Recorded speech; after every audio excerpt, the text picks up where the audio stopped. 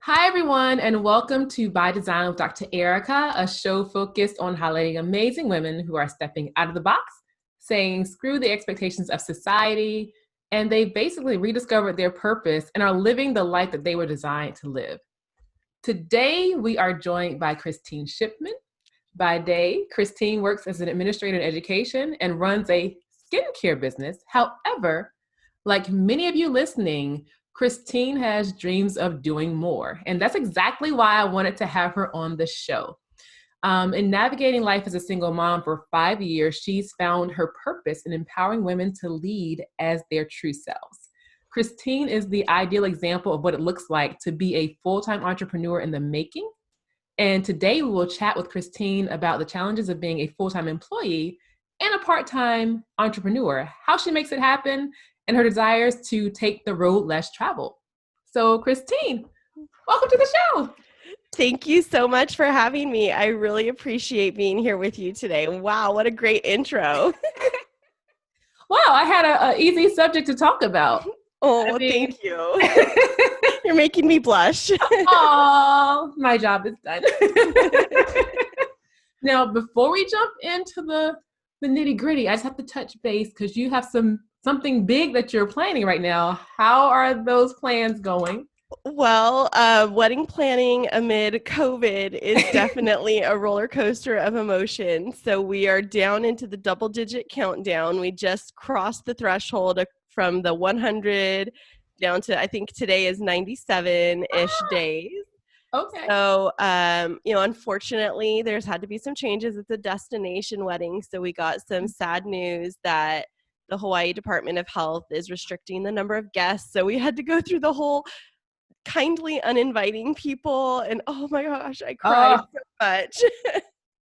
that had to be difficult. It was very difficult, but it's going to be a small, intimate ceremony, close family and friends. We did have to cancel our reception, but we're grateful to move forward with the ceremony, which is what it's about. Right. Yeah. Okay, good. Well, I'm glad it's going well. I had to touch base on that because that's an exciting part of life and also part of your story as well, right? Yes, definitely is.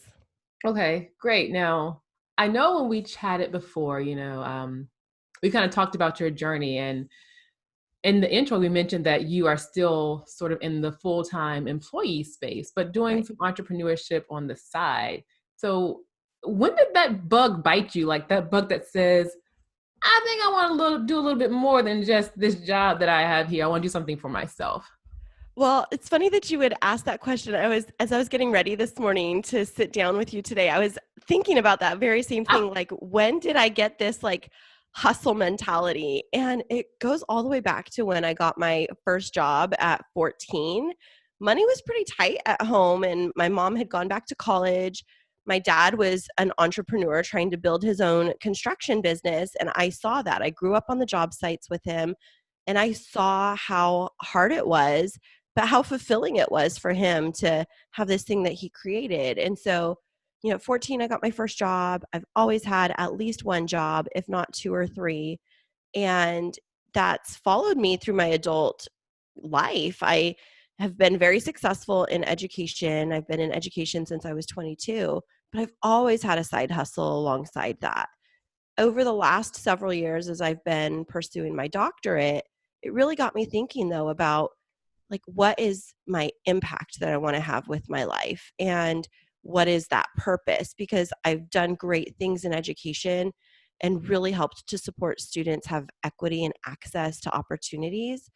But beyond that, could I be doing more? And so as I went through my divorce and coming out of a relationship of domestic violence and reflecting on that whole process, I just had this great passion well up inside me to support and empower women. And so I think that's what's my driving force is each entrepreneurship opportunity that I engage with, it's trying to further me towards that goal of how can I impact and empower more women to see that they can live their best life too. mm, okay, great. Impact. That's always a word that strikes me because that's kind of what's in my head as well when I'm doing what I'm doing Right. is the impact that you have on others. And I hear a lot of people that say, well, I don't know what my passion or my purpose is. And I've been looking for it. And you kind of spoke to how you came about it, but Mhm. was that process easy? Or can you just kind of help us understand how long it took you to get to that point, I guess? Well, I went through a really dark season. As I mentioned, I came out of a relationship where there was lots of different types of abuse that were involved. Financial abuse. When I left that relationship, finally, I had nothing. I mean, I had a good job, so I'm very thankful for that. Mhm. But I didn't have anything in my name. I didn't own my car. I didn't have access to my bank accounts. I I had no emergency fund. I had nothing to fall back on. And I uh, was grateful that a local domestic violence shelter helped me through that transition of learning how to advocate for myself. And I stepped back and I thought, like, if I'm going through this, I went and I got a college education, I have a master's degree, like, I shouldn't be facing this. And then I thought, like, there should be no shoulding in this. Like, it's not I should or shouldn't, it's I am. And how do I help prevent this for myself in the future? And how can I help others learn about it? Nobody wants to go through a divorce. It's not what you get married to do. But when you find yourself in that situation, it's like, how have you created your own path so that you can still bounce back up? And I think that really low time in my life of having to figure it out, having to figure out how to qualify for my own first apartment, how to support my son, how to, just navigate learning how to, and it sounds so steeped in privilege, and I know that because I had a partner that was taking care of it, but he was also abusive in that nature of just controlling everything that I just had to learn. I was 34 years old, and I just had to figure out, like, what am I going to do so that this never happens again? And so I went through a dark period of time for a year and a half of just stumbling around and trying to figure out and refusing to get help from anyone else because I was determined that I was going to figure this out on my own. I didn't want anybody bailing me out. I didn't want borrowing money from anyone. I was determined that my son was going to see me rise up from the ashes of this and look at me one day and be like, that's the kind of woman I want in my life, that's determined enough that no matter what, she's going to find her way back up. Right. That's awesome. Thank you. That is awesome. I love that. Yeah. The kids can be a very powerful motivator for people. I don't have kids, but I've heard Mhm. the stories of women like you know, who they want their kids to see what they want their kids to envision and see in them what they would want for their kids and the future spouse or wife, husband, whatever. Exactly. I talk with my son a lot about it, and now as I'm getting married, I have 2 more boys coming into the picture, but I talk with my son, and I have all along the way, about the importance of working hard for what you get to enjoy.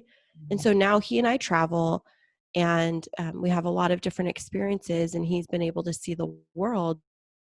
But I talk with him about, so in my business, we just had 5 really good months. And so mommy was saving a portion of that for our travel fund. The rest of it was going to pay for other essentials and to save up our emergency fund. But this is because I worked hard. So all of those nights when you saw me up late after you went to bed, that's what that was for. And so teaching him that you work hard, play hard. Right. And you bring up an interesting point there where you said sacrifice. Hmm. Um, you being a mom, well, now having three total kids, Yeah, and full-time work and your side business, and you also have a podcast with your right. fiance. Um, how do you navigate that? Because I speak to a lot of women and they want to do these things, but then it's like these distractions come up or, the kids things come up. So how do you actually work to make all these things fit into your life? Yeah, I love that question so much. And I think a lot about my background in college. So I went to school for a political science degree, but I minored in economics. And in economics, there's this concept of cost and benefit analysis and trade offs. I apply that to my life. Whenever something comes in, I do have hobbies and I spend time, like, I'll sit on the couch and on Netflix for, like, binge watched Sunset season or Selling Sunset season 3. Like, don't judge. It No, I was do too. fantastic. Real Yeah. housewives of like and stuff. Yeah, I do that. Right. But you also have to rub that up against like what is pressing right now. So in my businesses, because there are multiple of them, I'll ask like, do I have a deliverable that I'm working towards, or is there something that I need to produce? And what would be the cost of sacrificing my Netflix time right now and sitting down and doing this versus the benefit of going and, sitting on the couch? And that's not always what the trade-off is. I'm oversimplifying it. But when it comes to like family time, my fiance and I navigate that. And I'll say to him, we talk a lot about like what's coming up in the week. And I'll say, I have a research article that I'm getting ready to publish. I think I'm going to need like 3 or 4 hours. Are you okay with the kids just kind of managing themselves while you're working on podcasting stuff and, they could play Legos or whatever? And then we'll come back together at 5 o'clock and have family dinner. How's that? Mhm. So it's all about kind of a negotiation. And I think having a partner that is supportive of that entrepreneurial spirit is really, really important. And I wouldn't say that I had that before. Gotcha. So negotiation, but also just the communication of the piece of making that happen. Do you have that conversation with your kids as well? Like you say, mommy needs to take care of X, Y, and Z. Yeah, I am consistently communicating with the kids about like what's our plan, and that's I think one of the things that's the bane of my existence is my schedule. Like I live and I die by my schedule. So I'll open up the calendar app and be like, "Okay, kids, this is what I have going on this weekend. Is there anything that you really needed to do?" And, the boys are always like, "Yes, I wanted to go spend my money at Target." I'm like, "Yeah, that's not happening." And so, we're teaching them responsibility too. There's chore lists, and we are building that entrepreneurial spirit with them where they have their required chores that allow them to earn their allowance. But there's this accessory list of chores that they can tap into if they're wanting to earn extra money. So it's like those elements have an added value to it. So raking leaves in the backyard, it's going to take you 30 minutes and that's $1. And so like having a value associated with it so they know how to start valuing their time and their energy and efforts too. Because we think that kids that just have money handed to them don't necessarily value it as much. And so we're just trying to make that a real mantra in our household. Right. I like that the accessory The chores. accessory list, Yeah, yes. yeah, yeah. That's cool. That's cool. So okay. That helps Yeah, because in our house, like they can't just come up and say, well, I need extra money for this. And how are you adding value to our household? And of course, we spoil them when we go out and do things, but really the extras in life, trying to teach them at a very young age that you're not entitled to anything. mm-hmm. That's true. Okay. I want to take us back for a second because you were talking about how you went through the divorce and had to basically build your life back up and just kind of redesign your life. Mm-hmm. But you were working full time at the same time. So when did the entrepreneurship sort of come in? We talked about the bug and your dad Mm-hmm. sort of being that example, but when did you actually start to get your feet into that space? Yeah, it was a really clear moment in time. I was struggling to make ends meet. I was recruited for a job down in San Diego, and I'd lived up in Central California at the time. And the cost of living in San Diego is exorbitant. It's very, very expensive. But it's I so beautiful. I know it is gorgeous, and that's part of moving down here is for the lifestyle. And so, I had before I went through my divorce, I had a beautiful home, and my mortgage was a 4-bedroom, 3-bathroom house, brand new build, and it was like $1,350 a month. I moved to San Diego to a 2-bedroom apartment in a not fantastic area of town, and it was $2,000 a month. And I'm trying to support my son and just really trying to make things work. And I get paid one time a month from my regular full-time career, and I have to make that stretch. Mm. And I remember sitting down and looking at my bank account and realizing I had to figure out something to do with my son so that I could work, and I needed to pay for him to go to day camp during the summer, and just realizing I didn't have the money for it for basic needs like that. I thought there's got to be something more. There has to be a way for me to work my real job and then fit something into the nooks and crannies of my life. And, I'd been watching my sister's Facebook feed, and she had started this side business. And as I was scrolling through Facebook, really, in this self-pity mode, she's like lounging next to this infinity pool in Jamaica saying, this is my training scene for today with my side business. And I was like, I'd seen her posting about different products and things that she was marketing. It was a multi-level marketing company. And I was like, it's a pyramid scheme. It's ridiculous. I don't want to be part of it. You can't make money. They're just, all of the things that everybody says. I've had those thoughts before. Right. And I was like, nobody ever makes money. Nobody ever makes money with it. But then I saw that, and I know my sister is super frugal and super practical. And here I am looking at my bank account, realizing I can't afford the basics with my son to get him childcare. And then I was just like, you know what? Nothing changes if nothing changes. The worst thing that happens is I invest a little bit of time and energy and money in this, and maybe it materializes to nothing. But in the best case scenario, maybe it changes my life. Mm-hmm. And so that was that mentality. I think everybody comes to that decision point of like, what is it that I really want? And am I willing to take the risk to jump out and see if it actually could work for me? And that was my moment. Right. Gotcha. And it's that risk piece that people seem to struggle with, because you don't know. You don't know when you leap off the mountain, like, is there going to be something there to catch you? You just don't know. Right. And I think it's women that struggle most with risk. And I'm not trying to stereotype, but my doctoral research is really around the underrepresentation of women of color in senior level leadership positions. And there's a lot of research around that men are more attracted to risk and women are more risk averse because we want to be more calculated. We're that protector, provider, nurturer. And if we perceive that something could impact us from being able to like nurture and provide for our family, then we sidestep it a little bit for like a little bit of more what's secure. And I think that at some point you come to this, call it like the come to Jesus moment, where it's like, what is it that I really want to do with my life? And am I willing to sacrifice and make some changes to make that happen? Right. That's interesting that men are, well, I guess you see that in corporate all the time. Like, Right.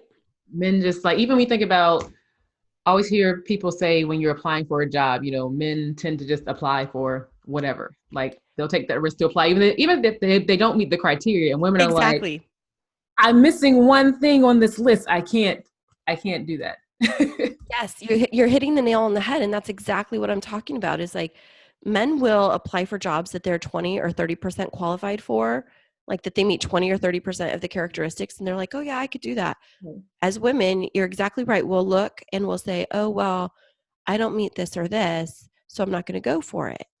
And I don't think that it's just on us. Like the way that I'm phrasing it makes it sound like blame the women, but it's the environment that we've been raised in. And so one of the things that engaging in entrepreneurship and speaking as a woman engaging in entrepreneurship, what it does is it helps to normalize that risk for others to feel like, well, if she did it and she's okay and she didn't lose everything and she can still have a full-time job and have 2, 3, 4 businesses on the side, maybe I can too. Now we're gonna have to talk about that one. We're gonna get to that in a second. Because that's a lot of businesses, Kristine. Yeah.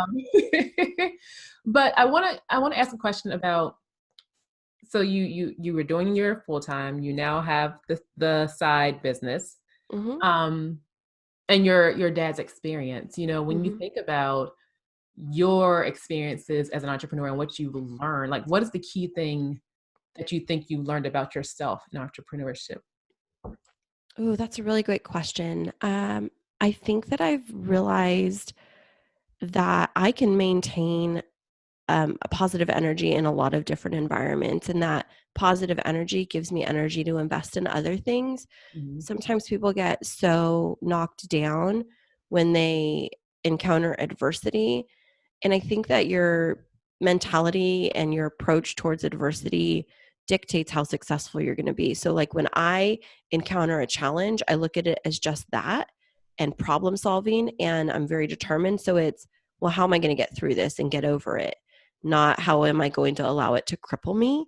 Mm. And so I think I've learned that about myself is I can carry this philosophy of abundant positivity into everything that I do. And that really can give me energy to lift myself out of the gutter if I've had a failure in whatever, to be able to try something different. Right, right. Okay. I like that. Thanks. No, that abundance. Okay, cool. So now Well, let's get because to this. Go ahead. I'm sorry. I was just going to say, because, you know, positivity, it is abundant, and we can create it. We can, you know, fake it till we make it. And there's times when it's really difficult to do, but we do have a choice every day when we wake up. We can be negative, we can be severely impacted by what's around us, or we can choose to find hope and optimism. Right. Is there anything that you wish you would have known about the space of entrepreneurship before you sort of started to venture into it?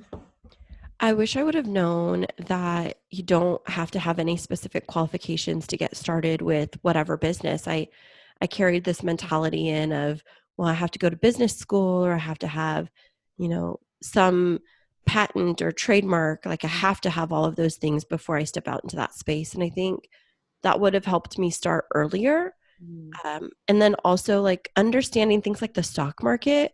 That's something I still don't have a really strong understanding of. Like, how do I invest for my future? Mhm. Those are things I would have loved to know, that I could learn when I was 18, that I didn't have to wait until I was, you know, 30 or 40. Right. Yeah, the stock market, I don't get it all. I mean, we played the stock market game in school, but I don't think I ever Right.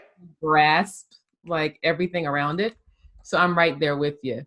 Hmm. And the need to not be, like you say, an expert or have all these different qualifications, it can be a struggle, especially for people like me who are type A. Like, I have to know everything, or I have to be an expert in my mind in this to start it. Um, it can be a challenge, you It know? totally can be, because we look at the deficiencies that we don't carry into it as disqualifiers, instead of looking at those things like, how can I create a workaround for that? How can I get those skills without having to carry some official title or certificate? Mm-hmm. Yeah, that is the hard part. But once you get over that, it gets a little bit easier. Yeah, it definitely does. Experiment, and I think you get over that need to be the perfectionist type of person and that need to always be right, and you just try it and you kind of look at it as an experiment and you learn from it what worked, what didn't work, and you move forward. Exactly, because entrepreneurship isn't a straight line. It's like it can be very messy. It can be take you in a lot of different directions. You can start out with a business and think that you're going towards this one goal. And who knows, maybe you have a venture capitalist that comes in to invest in your company, and it pivots your purpose a little bit. And so it's that flexibility, malleability, and that willingness to think outside of the box is really what that entrepreneurship spirit is about. And I think even if you're in that space for a couple of years, it just changes you. It changes your approach to the world, and just what you're willing to put up with and what you're not willing to put up with. Right, right.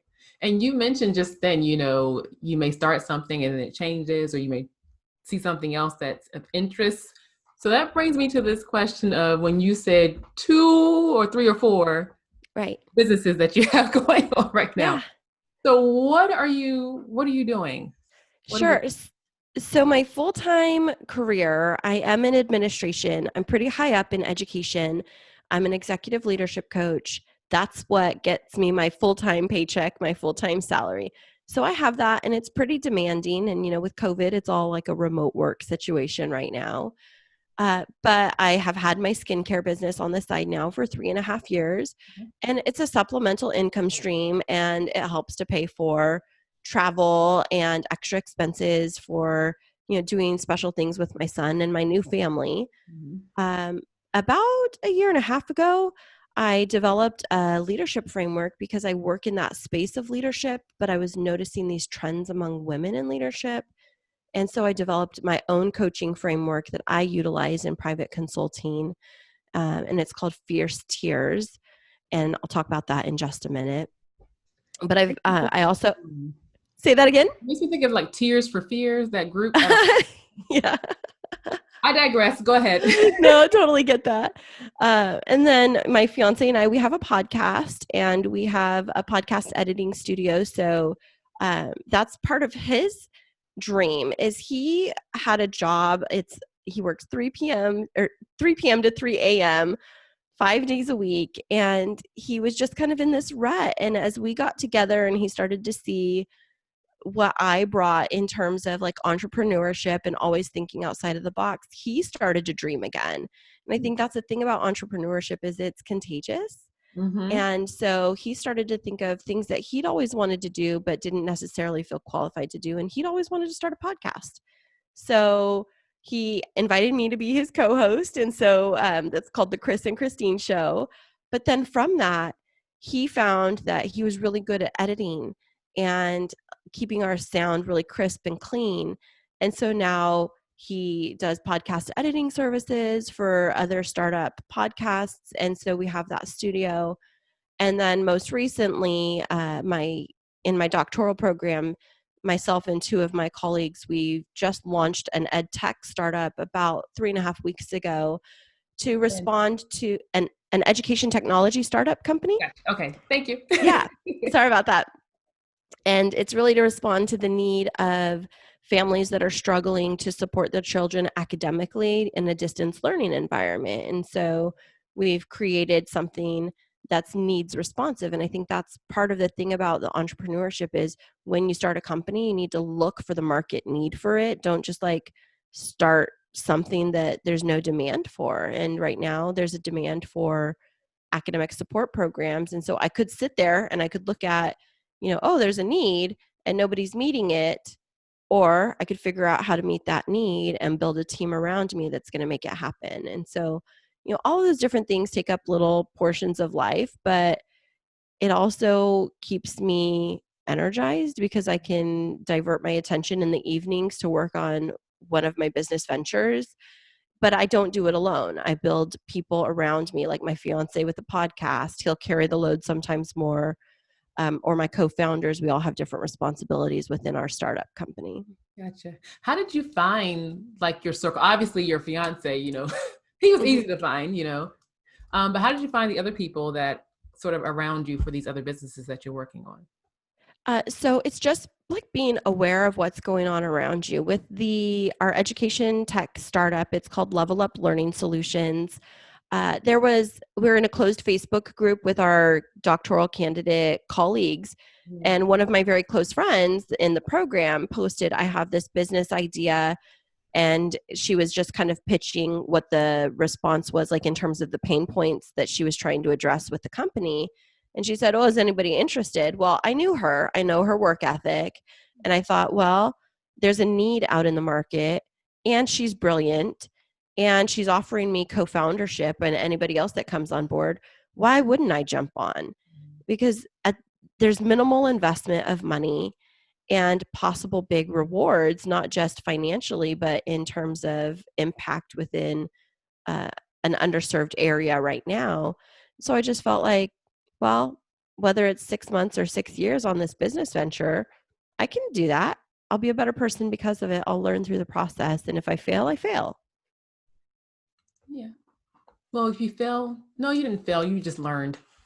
Exactly. It's all about like failing forward. Sometimes we have Exactly. these little micro failures, but they're not, we assign so much value to failure. Like if I fail, then I have failed, and we Right. internalize it and it becomes our identity. Instead, like entrepreneurship is about, like I said, normalizing risk, but also normalizing failure. We're all going to fail. And the more comfortable we get with it, it builds resilience for us to like get back up faster and try something different. Mm-hmm.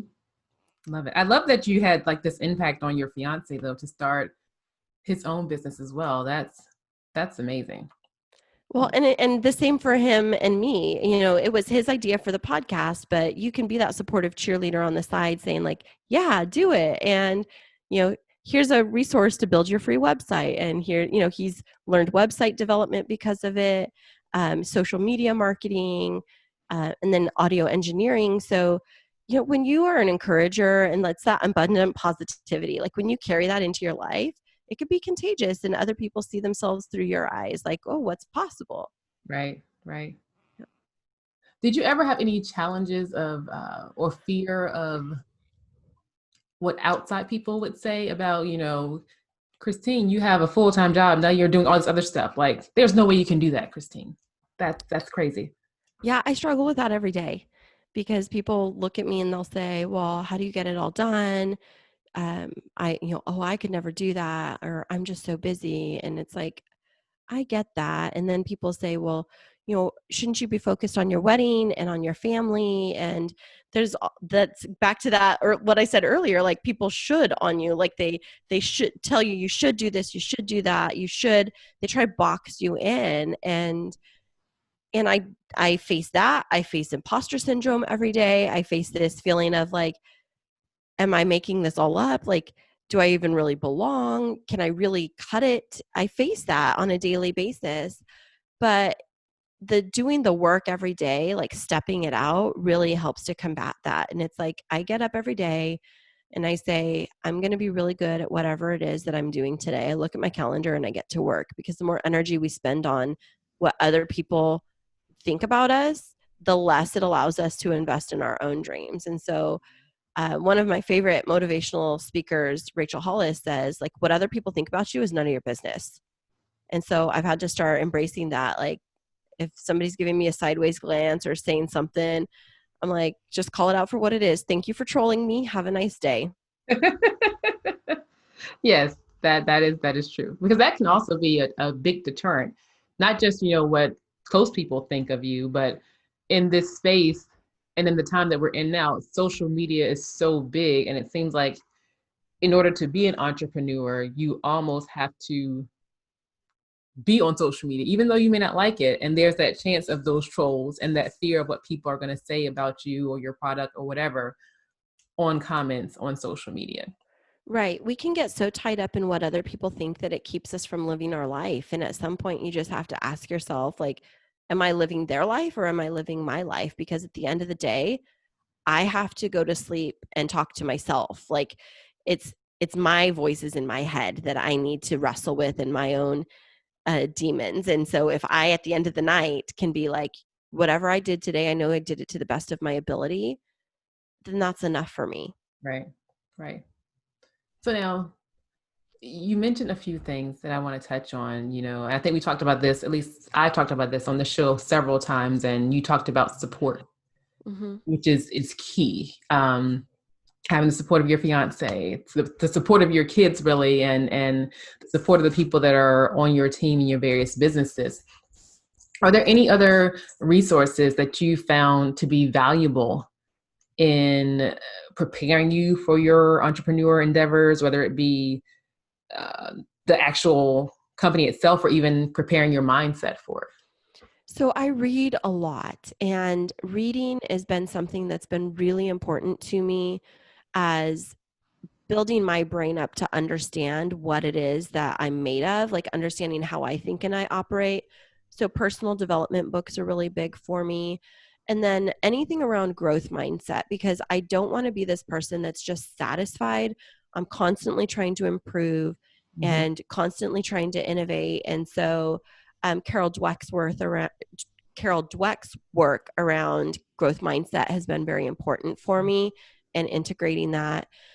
So I think that that's one of the things, is anytime you have those negative thoughts, those automatic negative thoughts that kind of replay over and over again in your head, you just have to have truth to speak to that. And so getting immersed in research, getting immersed in personal development books, TED Talks, and things like that really helped me to kind of combat that negative tape in my head. Mm-hmm. Um, my mom is also a super supportive person. My mom and my dad, they've been married for 50 years. And yeah, I know they're celebrating 50 years in February, actually, the day before Valentine's Day. Happy early anniversary. Thank you. And they have always demonstrated taking calculated risks. And I could get involved in a bunch of different things, and my mom will be like, "Okay, Christy, are you sure you have time for that?" And I'll say, "Oh yeah, mom, da da da da." And she's like, "Okay, well, let us know what we can do to support you." And I think that that's really important for me too. Is, my parents came from very humble beginnings, and both of them wrestled with coming out of poverty and food insecurity and things like that. And so they're very supportive of us girls figuring out whatever it takes to be financially independent. Mhm. And, I'll say that that's one of the big things that my parents did for me from the very beginning, from when I was in high school. I didn't have goals for myself. I wanted to just graduate and get married, and I wanted to be a stay-at-home mom, and that was my mentality. And my mom said, "You can do that, but you will get a college degree first, at least a 2-year degree. Mhm. You need to always have a plan B." And so I think like that supportive voice in my head is always have a plan B, allows me to prepare for the unexpected. And I think had I not had that support system through my entire life, like I don't think I'd be where I am right now. Mhm. Right. Yeah, that plan B comes in handy. And that's kind of when I think about your scenario right now with still having your full-time job and Mm-hmm. doing your other businesses. I think of that process of a plan B. So what are your thoughts about what your future looks like? Is the goal to completely transition eventually, or what are you thinking? Yeah, that's a great question. I struggle with this one because I think that in my career, I've rarely had a 5-year plan in my full-time gig, because I've always been working on like entrepreneurship things along the side. So I've consistently grown. Like I said, I've promoted to a pretty high level within my regular career. But there comes a point where it's like my next step is either going to need to be into the role of superintendent, because that's where I'm at in my career trajectory, or to leave education and to like go out into full-time consulting.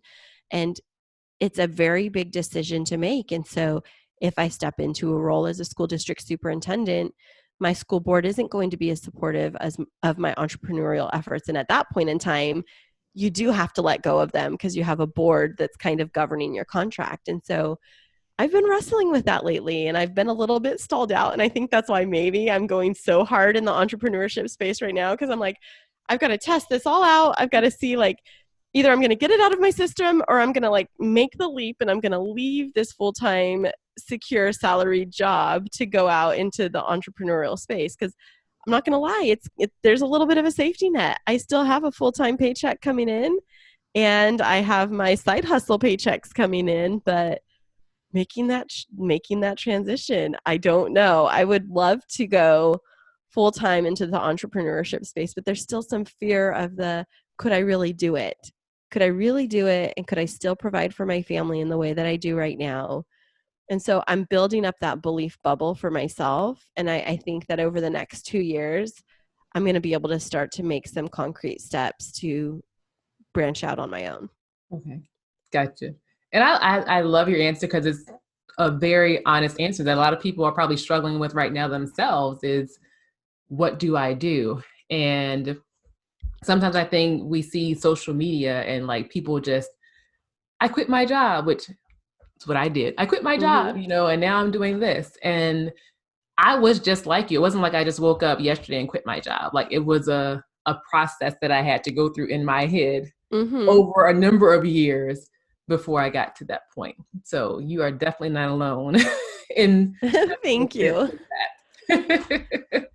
But well, because if you think about it, like I've spent so much time and energy getting an education and getting degrees and putting them into practice. And I am on this, like, I don't want to call it an escalator, but like a moving sidewalk of like, here's the next step for you and here's where you go. And then there's this pressure of, well, school districts need really strong superintendents. And I'm like, I know, but can my family handle that? Because there's immense political pressure, and it's, I have to see what fits with our lifestyle and what's going to be the best fit for us. Right. Now you said that right now your full-time job supports your entrepreneurship. Yes. So you've had the discussion with them that you're doing things on the side? Yeah, we have policies within our organization that allow us to have supplemental jobs as long as it doesn't impact what our main job focus is. So I can't build up a coaching business focused on the same exact demographic that I support, but I do have coaching and consulting on the side, but it's focused specifically on women and leadership development in women, not necessarily in the education space. It's just women in general. So then it's not really competitive. Mhm. So I can have anything alongside that as long as it doesn't overstep into what my normal job is. Gotcha. Gotcha. Well, you have 2 years. I know. To I'm work it finishing out period. I'm finishing school. I finished my doctorate this year in May, well, May 2021. And so then I'm like, okay, I'll give myself a whole year after that to just like come down from this like intense educational experience. And then after that, it's like, okay, Kristine, what's the next step? Right.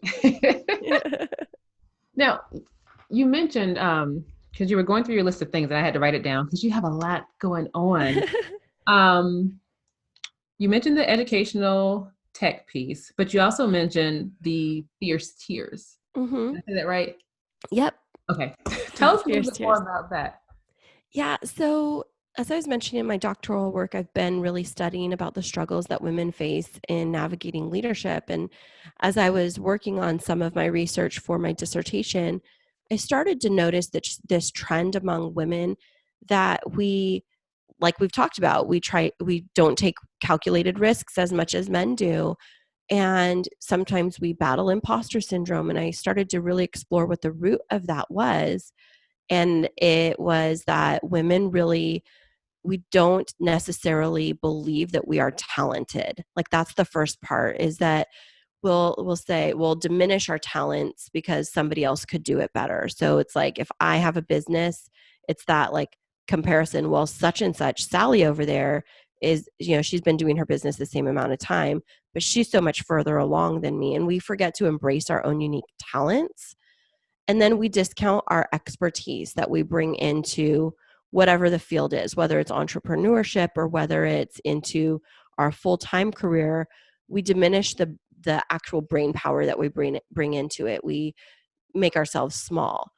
And then we have this power in our authenticity, our resilience, and our strength. And I was reading that over and over again in this research, is that, women as leaders, they're very facilitative, they're viewed as authentic, they're very resilient. Women of color specifically have been able to overcome so many barriers and consistently are still showing up for leadership opportunities.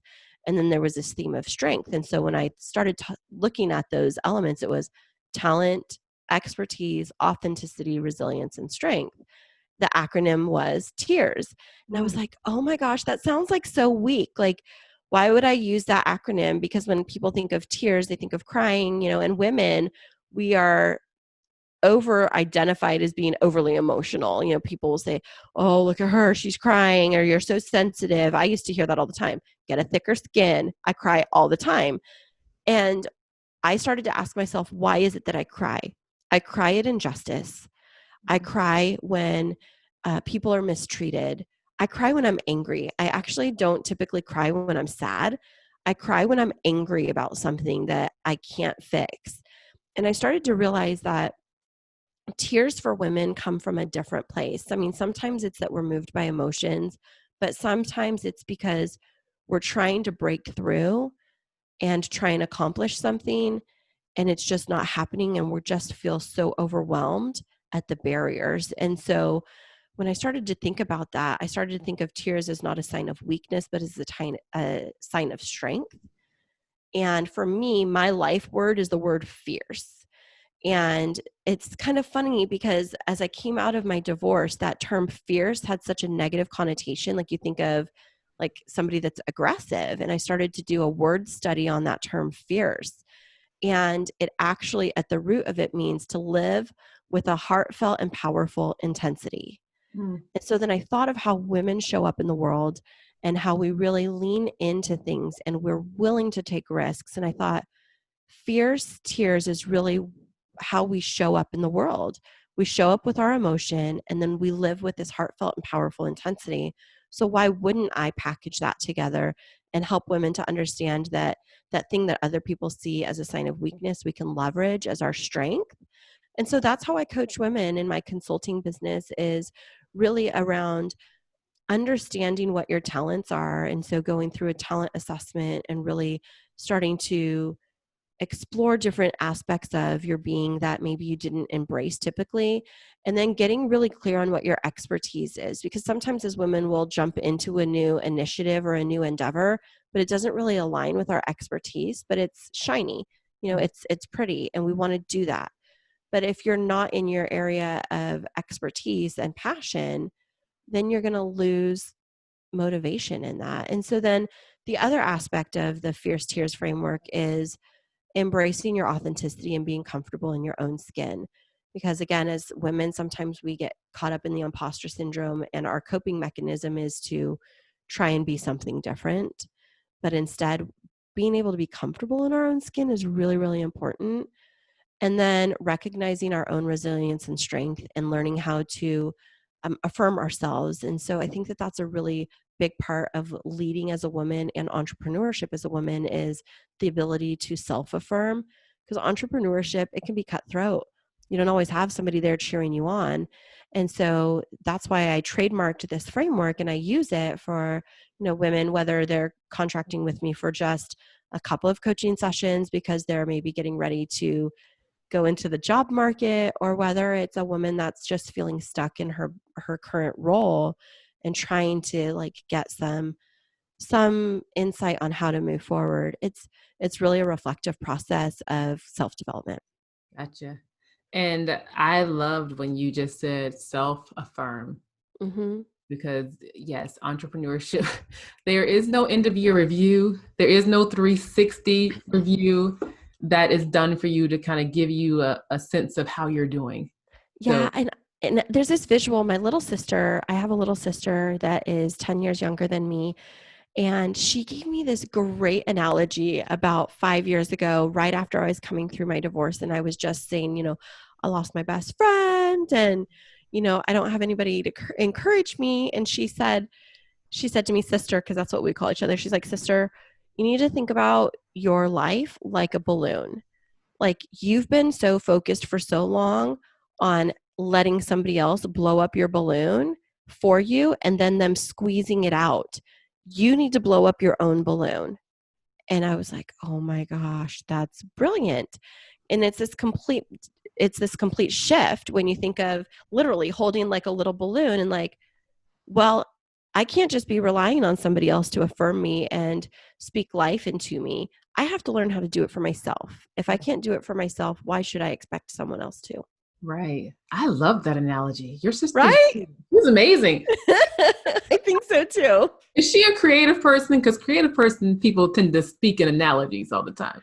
Sometimes, but we've just been raised speaking analogies. I think of analogies all the time, but it was just one of those moments where we were talking and I was like, you're freaking brilliant. Like, I will carry that with me forever. Yes, yes, I love that. The balloon analogy. Okay. Yep, blow up your own balloon. Love it. Thank you.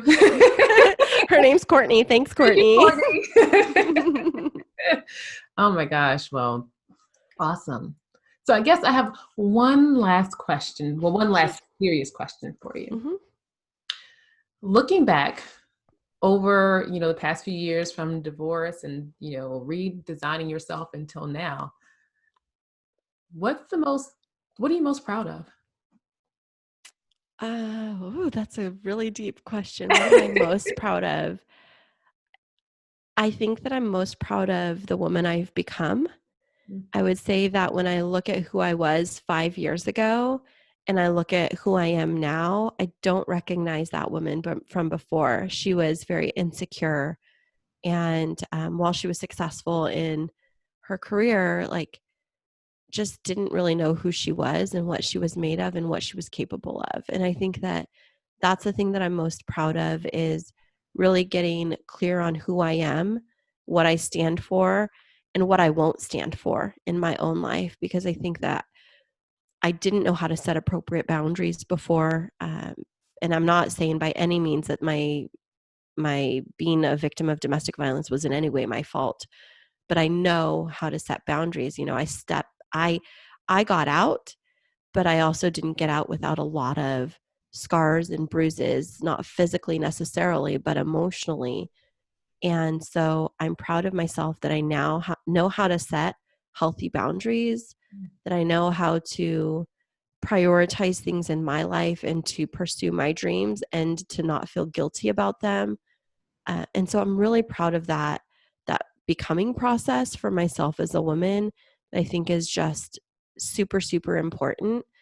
And I think that that's had an impact on so many others that I coach and that I support. And even in my own family, I think that, we're raising 3 boys, 3 young men, and to raise them around a strong woman that has a clear sense of purpose, I think that's invaluable for them, because then that lets them know what a woman is worthy of, and that I'm modeling for them.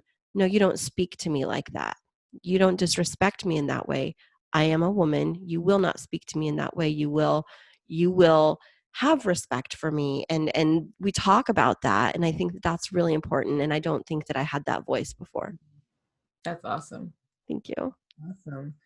Well, Kristine, we have come to the part of our show where we switch gears a little bit from the Okay. conversation to just the fun wrap up.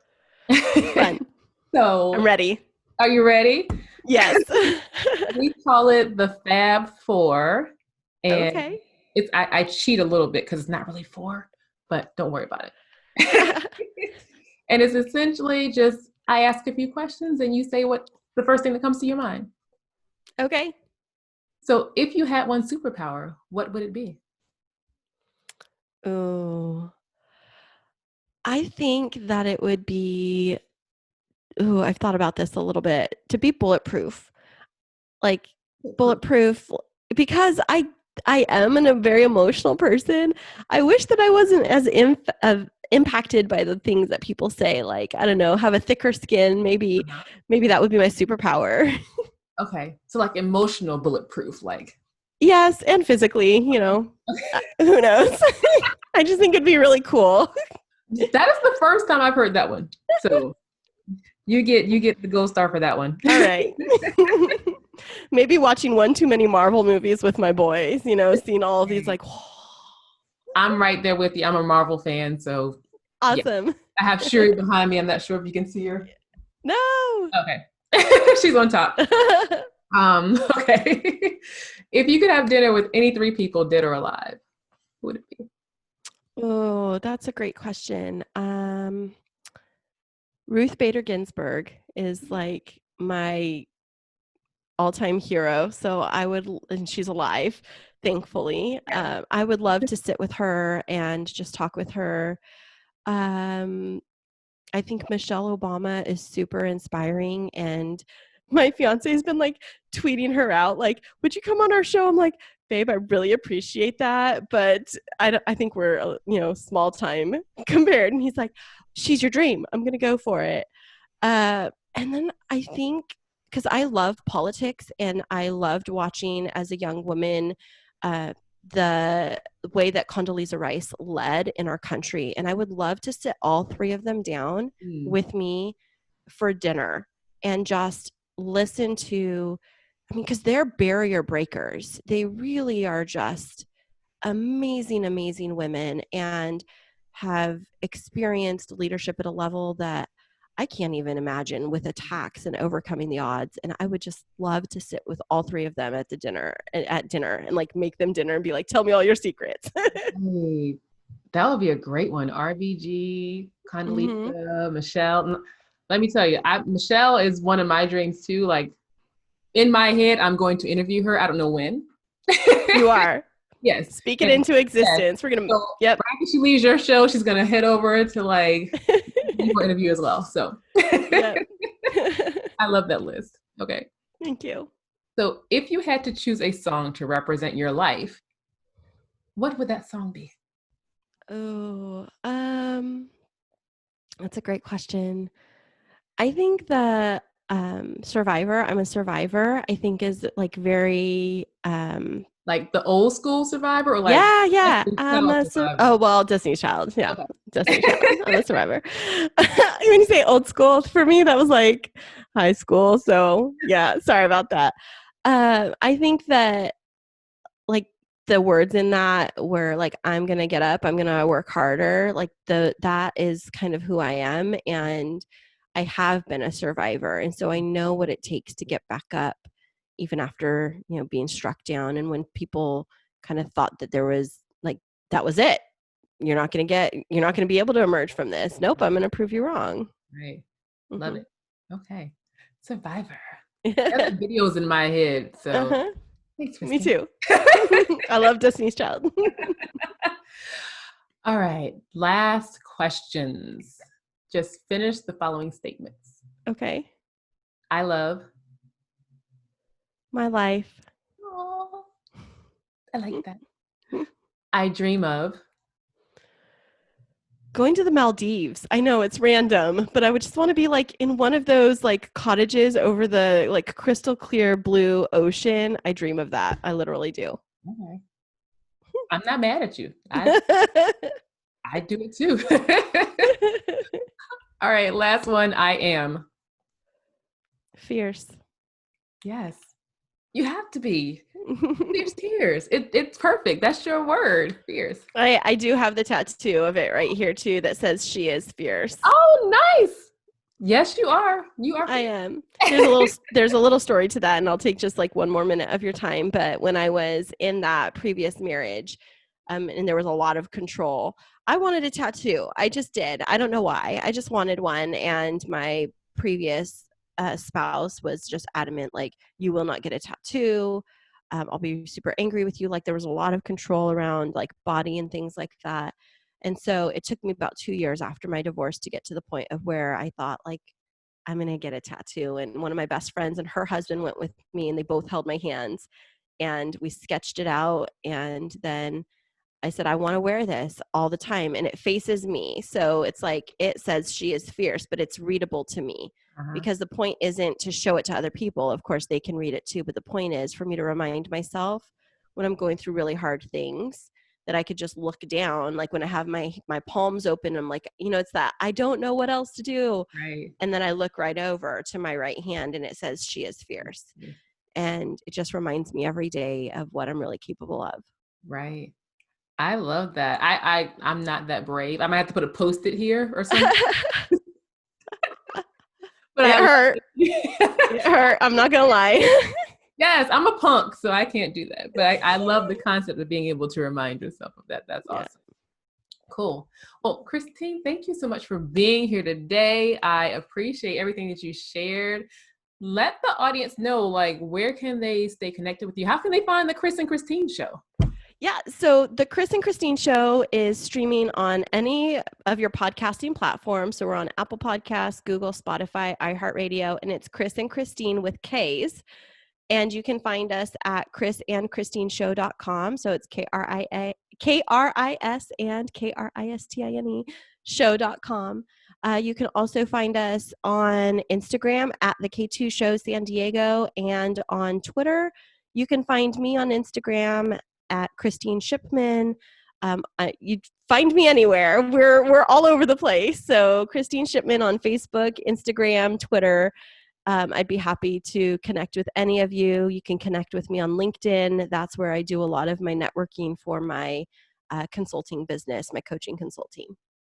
Because Fierce, now I'm getting tongue twisted. Yep, Fierce Tears is different because the platform or the content of Chris and Kristine is different from Fierce Tears. So It is. give them a little bit of a taste of how that's different.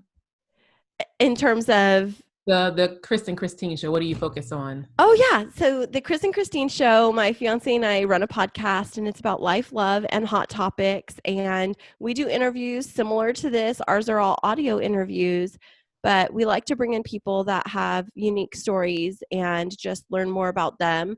But we always talk about our journey through finding love after divorce, because both my fiance and I went through some similar situations with overcoming infidelity in our past relationships, and then learning how to heal together and build a functional relationship for the first time of our lives in terms of a romantic relationship. And so we talk about co-parenting, and it's lighthearted and fun, and also you learn something while you're listening. Our episodes are right around 55 minutes to an hour. You can stream them while you're doing your chores around the house, but we would love to connect with you over there. Yeah. Thank you for sharing that. And as always, guys, if you missed any of that, it'll be in the comments. It'll be in the show notes. Don't worry, I got you. So, again, Kristine, thank you so much for being here.